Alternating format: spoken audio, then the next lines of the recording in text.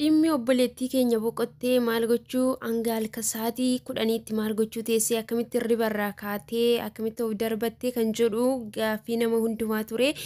Hamma immoo akka dubbatamaa jirutti isheen kushiinaa akka turte hojjettuu ishii wajjin kushiinaa keessas immoo erga hojjettuu qabaattee sa'aatii amma kana maaliif turanii inni jedhu gaaffii guddaadha.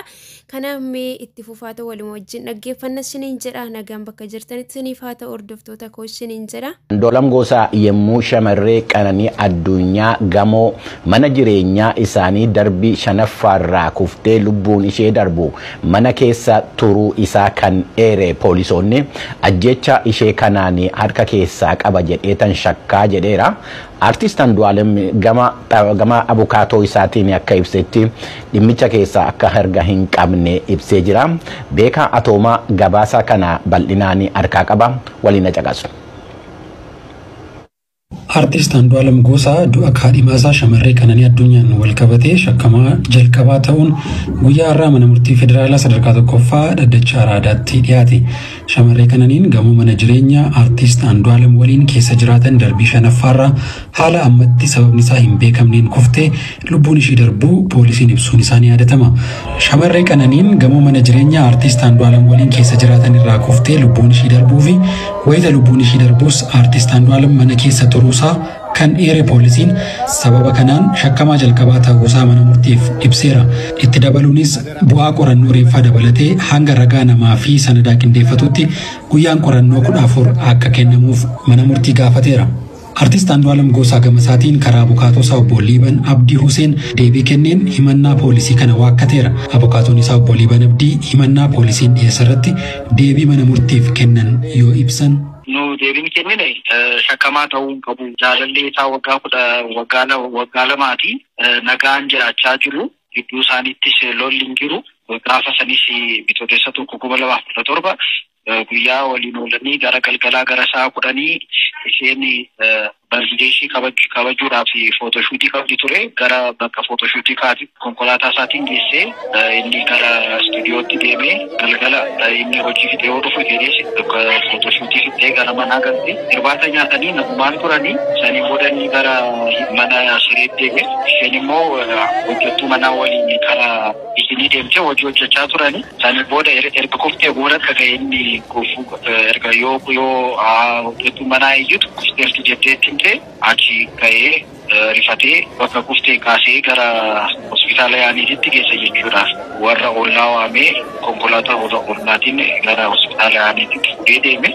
Kanaafuu ofumaa maskootirraa kuftee malee inni ajjechaa ishee keessatti tokkoyyuu hin qabu. Mootiiviis ishee ajjeesuu danda'u mootiiviis hin qabu. Poolisiinis immoo isa shakkamaa gochuudhaaf ragaa namaas, ragaa sanadaas, ragaa teeknikaas fi taaktikiis du'a ishee waliin isa wal qunnamsiisu. Mootiiviinis ragaanis bakka hin jirretti isa hidhee gullaa shakkamaa godhee guyyaa beellamaa gaafachuun sirrii waan taaneef nama beekamaas waan ta'eef badus waan hin dandeenyeef amma gaddarra waan jiruuf gadda isaas bahee akka ibsatu mirgi wabiisaa eegamuuf gaafannee waa'ee mirga wabiisaa erga askireen mirmaraa wuxeetiin dhufee boodaa fi erga ragaa namaa poolisiin sassaabee fixee booda waan ilaallu ta'a jedhee abbaan seeraa guyyaa 13 kenneef. Manni murtii federaalaa sadarkaa jalqabaa dhaddacha Araadaa dubbii gama lameenii erga dhaggeeffateen booda poolisiin bu'aa qorannoo reeffaa dabalatee ragaa qorannoo akkasumas ragaalee kaan qindeeffatee akka dhiyeessu guyyaa 14 gaafatame keessaa guyyaa 13 hayyamuun bitootessa 17 bara 2017 akka lakkoofsa Itoophiyaatti beellama qabachuu obbo Abdiin himaniiru. Suuraa kanarratti waan tokko lama dubbachuu deema hanga xumuraan dhaggeeffadhaa arraba tokko malee. Tokkoffaa suuraa kana namni fidee dhufee uummata Habashaati. Akkamitti uummata Habashaa harka seenee suuraan kun. Lammaffaa ji'a 3 dura uummanni Habashaa Andu'aalem irratti hagam duulu turan. Ittaansee sadaffaa akka nama wallaalumsa kiyyatti akka nama waa'ee fayyaa irratti barachuu jiru tokkotti suuraa kanarraa waan tokko dubbachuu barbaada. Garuu doktorri gogaa suuraa kanarratti waan hedduu isinitti himuu yaada danda'a jedheetiin amana. An akka natti fakkaatutti akka ilaalcha kiyyaatti wanti kun alarjikii ta'uu danda'a jedheetiin yaada. Fakkeenya wantoonni akkanaa kuni mallattoolee alarjikii keessaa isa tokko. Maaliidhaaf iddoo kana iddoo gurraacha isan duratti shifniinatu jira yookaan isa bugurii isa jedhamu sun. Buguriin sun ammoo asirraa ka'ee hanga funyaan jala deebi'ee jira jechuudha. Wanti kun yookaan ciisumsa haala isin ciiftee irratti qaamni isii suni yoo alerjikii nama yoo dura qaqqabu taate qaamni isii sun afaasaniin yoo kan wal hin fudhanne ta'e mallattoolee akkanaa qaama isii irratti agarsiisuu danda'a jechuudha. Yoo dhawama kan taate fakkeenyaaf namni tokko yoo nama kabale qaamni kun hundi irratti bahuu danda'a. Fuulli isii kun hundi cufamuu qaba jechuudha. Ammas dhiigni isii kan keessa jiruu fi gogaan isii gubbarra miidhame kuni wanta alaan irratti bahe osoo hin taane reakshinii qaamni isii agarsiise fakkaataa jechuudha. Ittaansee ammootu suuraan Qananii akkamitti uummata Habashaa harka seene. Uummanni Habashaa yoom waa'ee Oromoo yaa gaarummaa yaadeetiniin uummata Oromoo fixaa osoo jedhanii basma'aan jedhaa uummata Oromoo qalan uummata Oromootii yoom gaarii yaadanii akkanatti uummata Oromootii sagalee ta'uu danda'an. Barreeffamni uummanni Habashaa har'a Qananii nu barreessiteedhanii baasan kun eessaan dhufuu danda'e? Kana beekaa gaafa namni du'e banne jettanii Oromoon iyyuu dura Haacaaluu Hundeessaa akkatti galaafattan ni beektan.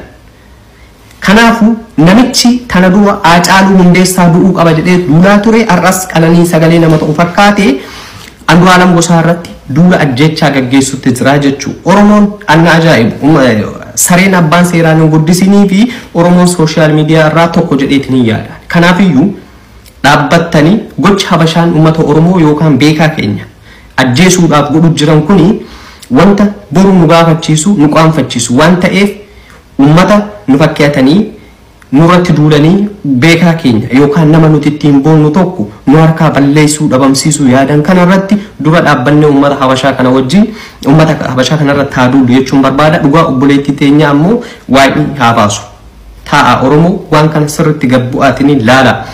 Doktora qaamaa ammoo adda akkaataa beekanii doktora qaamaa yookaan gogaa namaa wanta kana sirriitti ifa isin godhuu danda'a waan ta'eef namoonni waa'ee gogaa irratti barattan waan kana irratti ibsa guddaa kennuu dandeettan.